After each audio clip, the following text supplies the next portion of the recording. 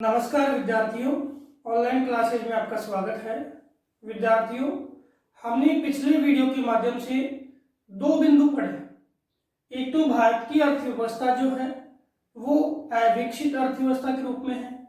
काफ़ी सारी प्रॉब्लम्स है जिसके कारण भारत की अर्थव्यवस्था को हमने अविकसित अर्थव्यवस्था कहा। जैसे जनसंख्या, जैसे जो आर्थिक वृद्धि है उसमें न्यूनता, जो विकास की गति है, शिक्षा है, स्वास्थ्य है, जीडीपी है, उनमें कमी, ये बताती है कि भारत की अर्थव्यवस्था पिछड़ी हुई है।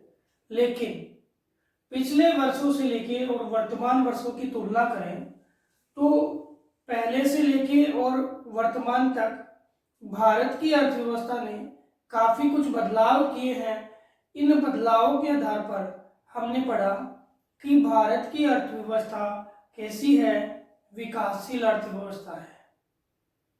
आज हम इस वीडियो के माध्यम से जानेंगे कि भारत की अर्थव्यवस्था में आर्थिक सुधार के लिए, यानी जो इकोनॉमिक जो अपने डेवलपमेंट है, यानी आर्थिक विकास है, उसके लिए क्या प्रयास किए गए। तो भारत की अर्थव्यवस्था में आर्थिक सुधारों को जानने के लिए हम अर्थव्यवस्था के ऐतिहासिक स्वरूप को जानेंगे कि आरंभ में किस प्रकार का स्वरूप था और क्या क्या बदलाव किए गए। आर्थिक सुधारों के ऐतिहासिक परिदृश्य को देखते हैं। सबसे पहले 1950 में योजना आयोग का गठन हुआ। इससे पहले स्वतंत्रता प्राप्ति से पूर्व जो अर्थव्यवस्था थी वो कैसी थी, पिछड़ी थी। 1950 में क्या बना, योजना आयोग। ये तो आपने पिछले वीडियो के माध्यम से पढ़ा है। योजना आयोग बना। योजना आयोग ने किनका निर्माण किया, पंचवर्षीय योजनाओं का। इसका निर्माण किया, पंचवर्षीय योजनाओं का। लेकिन 1950 से लेके 1990 तक के काल में योजना आयोग द्वारा जो योजनाएं बनी उसमें क्या कमियां थी। पहली कमी थी कि इसमें सार्वजनिक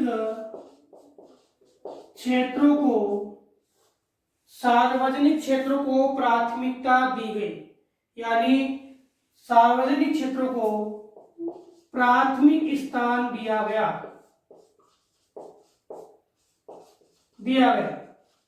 और जो निजी क्षेत्र थे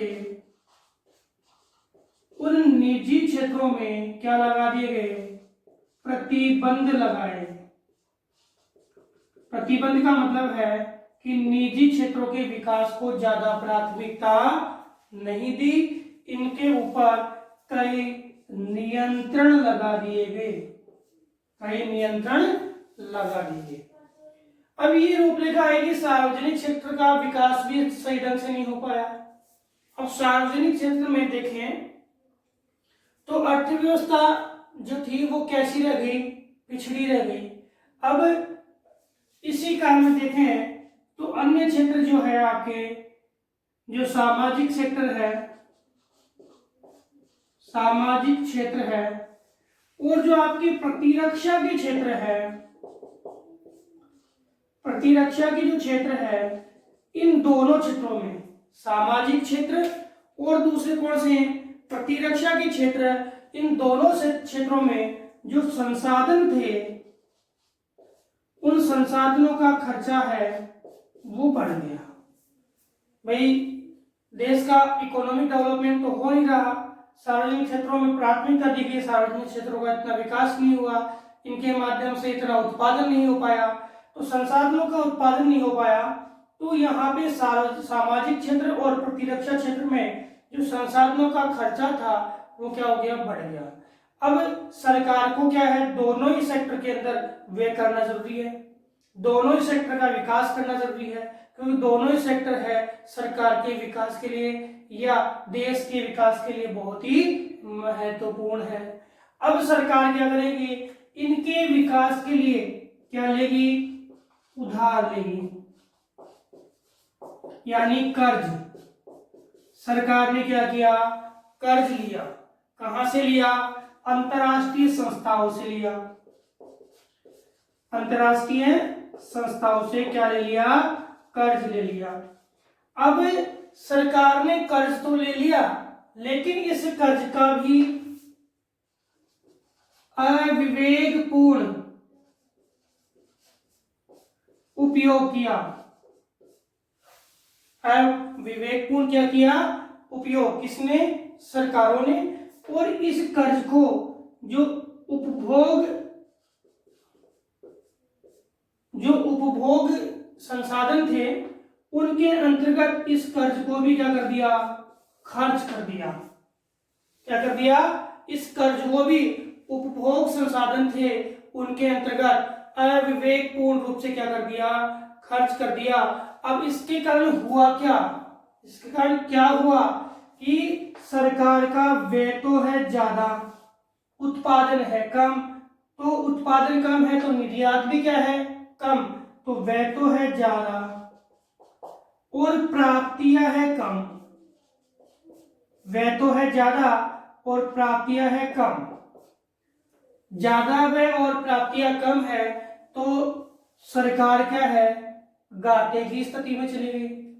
देश है वो आर्थिक रूप से पिछड़ा हो गया। अब प्राप्तियों को बढ़ाने के लिए प्रयास नहीं किया गया, प्राप्तियों को बढ़ाने के लिए प्रयास नहीं किया गया, और जो प्रयास किया गया वो असफल रहा। तो एक जो मुख्य प्रयास है या सबसे ज्यादा प्राथमिकता देकर के प्राप्तियों को बढ़ाने और व्यय को कम करने के लिए प्रयास सरकारों द्वारा नहीं किया गया। कब, 1950 से लेकर और 1990 तक के काल में। और यहाँ पर देश का एक सबसे महत्वपूर्ण रूप यानी राजकोषीय अनुशासन, राजकोषीय अनुशासन का अभाव देखने को मिला। ये भी शब्द ध्यान रखना, व्यय ज्यादा है प्राप्ति कम है, और व्यय ज्यादा प्राप्ति कम, और सरकारों ने प्रयास नहीं किया, तो राजकोषीय अनुशासन का भी अभाव देखने को मिला। अब आपके माइंड में एक प्रश्न आ गया कि राजकोषीय अनुशासन क्या होता है। इससे पहले समझ में आ गया कि प्राथमिकता किसको दी गई, सार्वजनिक को। निजी क्षेत्र पे क्या लगा दी गई, प्रतिबंध या नियंत्रण, ये विकास नहीं कर सकते। इनको आरंभ करने के लिए कई प्रकार के क्या है, जो कई प्रकार की जो फॉर्मेलिटीज है पूरी करनी पड़ेगी, तो बेचारे ये लागू करते नहीं थे, उद्योग लगाते नहीं थे। सामाजिक क्षेत्र और प्रतिरक्षा पे खर्चा बढ़ गया, उत्पादन नहीं था, तो इसके खर्चे को सही करने के लिए या उनको पोषण प्रदान करने के लिए क्या लिया गया, कर्ज लिया गया। कहां से लिया गया, अंतरराष्ट्रीय संस्थाओं से। और इसका भी क्या कर दिया, अविवेकपूर्ण तरीके से उपयोग कर दिया, यानी उपभोग जो खर्च है संसाधनों पे वो क्या हो गया, ज्यादा हो गया और अतिरिक्त हो गया। अब इस अतिरिक्त से क्या हुआ, व्यय तो है ज्यादा और प्राप्तियां हुई हमारे पास में कम।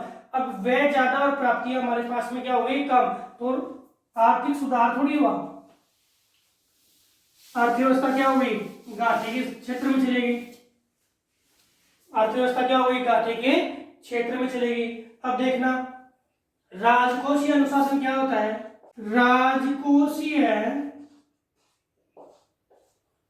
अनुशासन प्रश्न आ जाता है 1 नंबर का।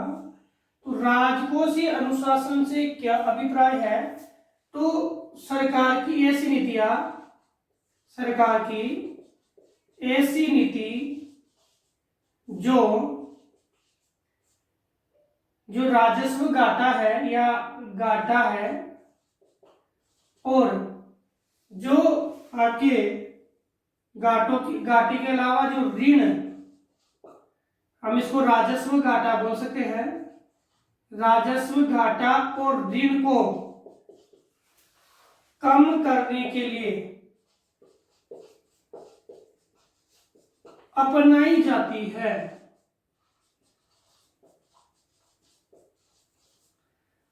सरकार की ऐसी नीति जो राजस्व घाटा और ऋण को कम करने के लिए अपनाई जाती है उसको हम राजकोषीय अनुशासन कहते हैं। क्या कहते हैं? राजकोषीय अनुशासन कहते हैं। और 1990 तक राजकोषीय अनुशासन का क्या था? अभाव था। अब ये राजकोषीय अनुशासन था, इसका अभाव था, इस कारण से कौन सी क्रिया हमारे सामने आई? इस कारण से हमारे सामने आई राजस्व घाटे की क्रिया। क्या आई? राजस्व घाटे की क्रिया सामने आई। राजस्व घाटा, राजकोषीय अनुशासन समझ में आ गया होगा। अब आता है राजस्व घाटा। राजस्व घाटा क्या होता है? तो राजस्व घाटा होता है कि आपके निर्यात मूल्य तो क्या है?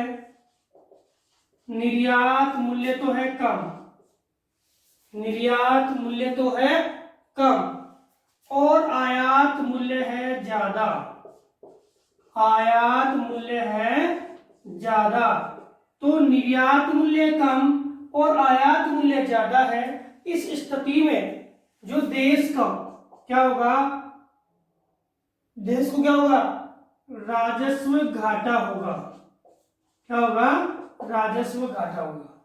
कहने का मतलब प्राप्तियां तो है कम, प्राप्ति क्या है?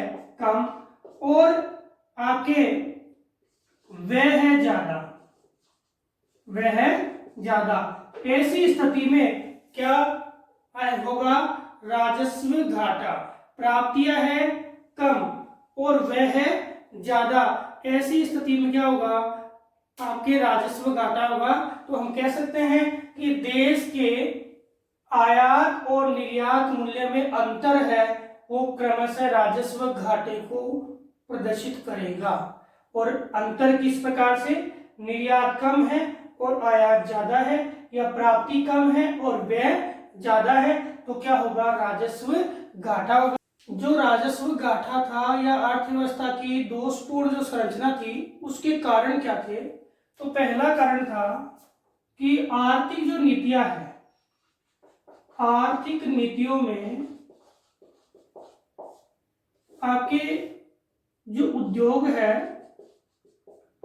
उद्योगों को संरक्षण दिया गया। क्या दिया गया? उद्योगों को संरक्षण दिया गया। और वो संरक्षण भी कैसा था? अनावश्यक था। और केवल कौन से में दिया गया? सार्वजनिक में। निजी क्षेत्र को तो क्या रखा गया? नियंत्रण।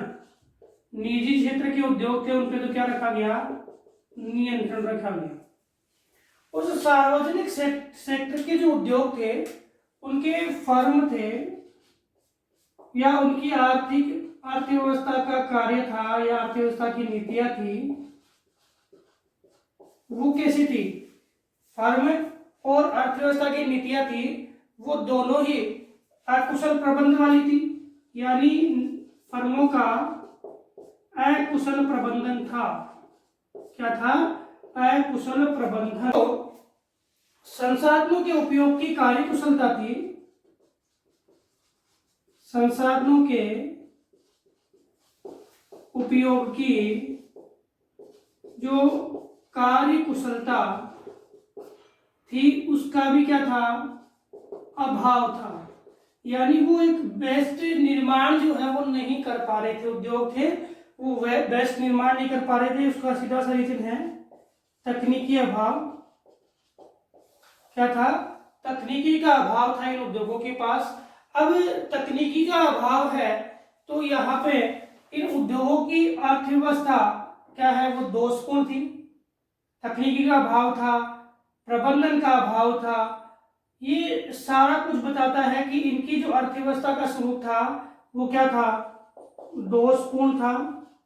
और इस दोषपूर्ण अर्थव्यवस्था के पीछे जो परिणाम सामने आए कि उत्पादन जो था वो कम था। उत्पादन क्या था? कम था। और उत्पादन कम क्यों था? क्योंकि तकनीकी का अभाव था।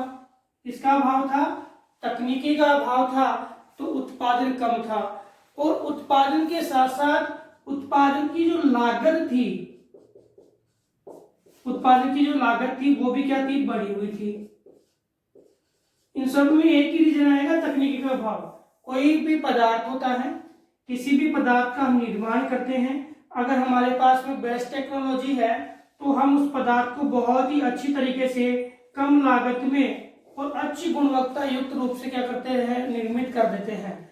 लेकिन हमारे पास में तकनीकी का अभाव होता है तो वह पदार्थ वेस्टेज भी ज्यादा होता है और कम मात्रा में वो निर्मित होता है, साथ ही साथ उसमें लागत भी क्या आती है? ज्यादा।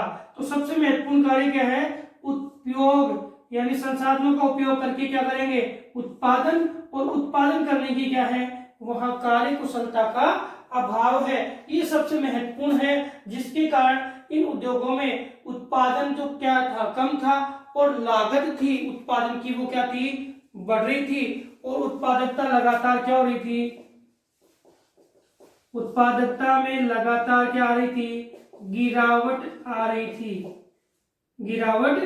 रही थी। जो उत्पादन होना चाहिए था वो उत्पादन इनमें नहीं हो पा रहा था। कई प्रकार के रीजन थे जिस कारण से उत्पादन में लगातार क्या आ रही थी? गिरावट आ रही थी। और ये उत्पादन की जो गिरावट है, यह उत्पादन में जो धीमी वृद्धि है, उत्पादन में तो क्या हो रही है? गिरावट हो रही है, या उत्पादन में क्या हो रही है? धीमी वृद्धि हो रही है। इसके कारण, और जो हमारा सार्वजनिक व्यय था, भाई हम किस पे व्यय कर रहे हैं? हम व्यय कर रहे हैं प्रतिरक्षा पे, हम व्यय कर रहे हैं अपने कल्याणात्मक उपागम पे। तो ये सार्वजनिक जो व्यय था में तो लगातार वृद्धि हो रही है, सार्वजनिक व्यय में तो वृद्धि हो रही है, और उत्पादन है वो कम हो रहा है, तो क्या करेंगे? आयात करेंगे। हमारे पास में कोई दूसरा रास्ता ही नहीं है। अगर उत्पादन है वो कम है, या उत्पादन में वृद्धि कम है, तो हम, और सार्वजनिक व्यय में वृद्धि हो रही है, यानी सार्वजनिक मांग बढ़ रही है इसकी, आपकी संसाधनों की। तो यहां पर क्या होगा? हम आयात करेंगे, और यह आयात है वो क्या करेगा? ये जो सार्वजनिक व्यय में वृद्धि और उत्पादन में जो कमी है, या वो उत्पादन में धीमी वृद्धि और सार्वजनिक व्यय में अधिक वृद्धि, ये किसको? महंगाई को बढ़ाएगी। किसको बढ़ाएगी? महंगाई को बढ़ाएगी। और ये बढ़ती हुई महंगाई जो है वो क्या करेगी?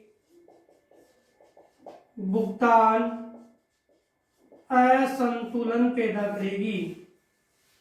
एक बार मैं रिपीट कर देता हूं कि 1950 से लेके 1990 तक की आर्थिक जो नीतियां थी, उनमें उद्योगों को ज्यादा प्राथमिकता दी गई। और उद्योग भी कौन से? सार्वजनिक सेक्टर के, निजी क्षेत्र के उद्योग है उन पर नियंत्रण रखा गया। फर्म और अर्थव्यवस्था जो थी उनकी नीतियां अकुशल थी, और अकुशल प्रबंधन के कारण जो उनका संसाधनों का उपयोग की कुशलता थी, उनका भी क्या था? अभाव था। उत्पादन कम था, लागत उत्पादन की जो हो रहा था उसमें भी बढ़ी हुई थी, गुणवत्ता का भी अभाव था, उत्पादकता में गिरावट या उत्पादकता की धीमी वृद्धि, और सार्वजनिक व्यय में वृद्धि। सार्वजनिक व्यय में तो वृद्धि हो रही है, भाई लोगों के कल्याण के लिए तो हम क्या कर रहे हैं? व्यय कर रहे हैं, और उत्पादन हमारे पास में हो नहीं रहा, तो निर्यात तो हमारा बिल्कुल कम हो गया। और जो सार्वजनिक व्यय कर रहे हैं, इसका मतलब क्या करेंगे? पैसा उधार लेंगे। पैसा क्या लेंगे? उधार लेंगे। या जो सार्वजनिक जो मांग है उसकी पूर्ति करने के लिए क्या करेंगे? आयात करेंगे। उस स्थिति में क्या बढ़ रही है? महंगाई बढ़ेगी। क्या बढ़ेगी? महंगाई, यानी मुद्रास्फीति बढ़ जाएगी। और ये मुद्रास्फीति है वो क्या करेगी? भुगतान असंतुलन को उत्पन्न करेगी। क्या करेगी? भुगतान असंतुलन को, या प्रतिकूल भुगतान संतुलन इसमें उत्पन्न हो जाएगा। अब ये भुगतान असंतुलन की बात हम करें तो 1990 के दशक के दौरान, 1990 का अंतिम जो सन था उसमें जो राजस्व घाटा बहुत ज्यादा बढ़ गया और ये भुगतान असंतुलन जो था, यानी भुगतान का असंतुलन था, ये भी बहुत बढ़ गया। अब आपके सामने आता है शब्द भुगतान असंतुलन। एक बार इस शब्द को देखते हैं कि भुगतान असंतुलन या प्रतिकूल भुगतान संतुलन क्या होता है। प्रतिकूल भुगतान संतुलन क्या होता है? भुगतान का मतलब होता है चुकाना, पैसे चुकाना, या कोई भी वस्तु के बदले कोई जो अपनी आमदनी का जो भाग है वो देना या पैसे देना। भुगतान संतुलन क्या है? भुगतान संतुलन क्या है? भुगतान संतुलन क्या है? एक देश जो है वो विश्व के साथ एक वर्ष में जो सामान्य लेन देन करता है, सामान्य लेन देन करता है, उसका मूल्य क्या कहलाएगा? भुगतान संतुलन कहलाएगा। क्या कहलाएगा? भुगतान संतुलन कहलाएगा। देखो इसमें लेन देनों में देखो आयात मूल्य आ गया, आयात मूल्य, और आयात मूल्य लिख देता हूं, आयात मूल्य आ गया, और दूसरा आ गया निर्यात मूल्य। आयात मूल्य और निर्यात मूल्य बराबर है तो संतुलन है, और आयात मूल्य से अगर निर्यात मूल्य ज्यादा है, आयात मूल्य से अगर निर्यात मूल्य ज्यादा है तो संतुलन धनात्मक होगा, और जो निर्यात मूल्य है अगर निर्यात मूल्य है वो क्या है? कम है, किससे? आयात से, तो संतुलन क्या होगा? प्रतिकूल होगा। निर्यात मूल्य है वो है आयात से कम है तो संतुलन प्रतिकूल होगा, और जो आयात मूल्य है वो निर्यात मूल्य से अगर ज्यादा है तो संतुलन कैसा होगा? धनात्मक। ये कैसा होगा? ऋणात्मक। और ये क्या होगा? आपके भुगतान संतुलन होगा। अब देश में ये भुगतान संतुलन कैसा था? प्रतिकूल था। 1990 के दशक ऐसी स्थिति आ गई थी कि देश के अंदर जो विदेशी मुद्रा थी, भाई भुगतान संतुलन कब होगा? जब हमारे देश में विदेशी मुद्रा होगी, और विदेशी मुद्रा है अगर हमारे पास में तो देशों से हम व्यापार कर पाएंगे। तो विदेशी मुद्रा का मूल्य बहुत ही कम हो गया। विदेशी मुद्रा का मूल्य क्या हो गया? बहुत ही कम हो गया। हमारे राजस्व में विदेशी मुद्रा है बहुत कम हो गई। अब इसको दूर करने के लिए, इस संतुलन को बनाए रखने के लिए, इस असंतुलन को दूर करने के लिए भारत में एक नई नीति आई। कौन सी? जुलाई 1991 में आर्थिक नीति आई। जुलाई 1999 में क्या आई? आर्थिक नीति। इस आर्थिक नीति में सबसे पहले, मैं गिन तो हम पहले से लेते आ रहे हैं, लेकिन इसमें आपकी WB विश्व बैंक और IMF ये दोनों आपने पढ़ा है। ब्रेटन वुड्स की दो जुड़वा बहनें WB और इंडिया आपके इंटरनेशनल मनी फंड, ये दोनों WB की जुड़वा बहनें हैं जिनका गठन हुआ था। ब्रेटन वुड्स की जुड़वा बहनें, तो इनका गठन हुआ था 1944 में। कब हुआ था? 1944 में ब्रेटन वुड्स सम्मेलन में। और ये विश्व बैंक है और ये दोनों है वो देश विश्व के अंदर जो अर्थव्यवस्था की क्रियाएं है उनके संतुलन के लिए काम करती है, ऋण देती है। तो भारत ने क्या किया कि WB से है वो सशर्त क्या लिया? ऋण लिया। सशर्त क्या लिया? ऋण लिया। और जुलाई 1991 में नई आर्थिक नीति की घोषणा कर दी। अब इस आर्थिक नीति के अंतर्गत आपके दो कार्यक्रम चलाए गए। कितने कार्यक्रम? दो कार्यक्रम। एक तो चलाया गया आर्थिक स्थिरीकरण, आर्थिक स्तरीकरण। ये कार्यक्रम तो था अल्पकालीन, ये कार्यक्रम तो था अल्पकालीन। कौन सा? आर्थिक स्तरीकरण। ये तो था अल्पकालीन, यानी कुछ समय में जो संकट हो रहा था, मुद्रास्फीति की जो समस्या थी, उनको दूर करना। ये तो बहुत छोटे समय में ये भाई पहले स्थिति काबू तो आए, तो इसको क्या है? दूर करना। अल्पकालीन स्थिति में जो समस्याएं थी मुद्रास्फीति की यानी महंगाई की, इन समस्याओं को क्या करना? दूर करना। और दूसरा था वो था संरचनात्मक सुधार। वो क्या था? संरचनात्मक सुधार। ये संरचनात्मक सुधार था वो दीर्घकालिक निर्णय था। क्या था? दीर्घकालीन निर्णय था। ये दीर्घकालीन निर्णय के अंतर्गत जो प्रॉब्लम्स है, अर्थव्यवस्था की प्रॉब्लम्स है, उन प्रॉब्लम्स को ढूंढा जाए और लंबे समय तक उन प्रॉब्लमों को ढूंढ करके और क्या है उनमें सुधार लाया जाए, जो अर्थव्यवस्था को लंबे समय तक क्या मजबूत बनाए रखे। इस प्रकार का संरचनात्मक सुधार, इन्हें दो, इस नीति में दो मुख्य, एक तो आर्थिक स्थिरीकरण यानी तुरंत काबू पाने के लिए, और दूसरा संरचनात्मक सुधार यानी दीर्घकालिक निर्णयों के आधार पर अर्थव्यवस्था को मजबूत बनाए रखने के लिए क्या है? सुधार कार्यक्रम लागू किए गए। इसके अतिरिक्त इसमें एक सबसे महत्वपूर्ण मुद्दा आया कि इसमें 3 रूपरेखाएं सामने आई जो पूरी अर्थव्यवस्था को विकसित करने का मूल आधार थी। एक तो था उदारीकरण, एक था निजीकरण और एक था वैश्वीकरण। सामान्य इनके बारे में पढ़ लेते हैं और बाकी नेक्स्ट वीडियो में देखेंगे। उदारीकरण है नियमों में छूट देना। जो पहले नियंत्रण था उन नियमों में छूट दे दिया तो क्या होगा? उत्पादन बढ़ेगा।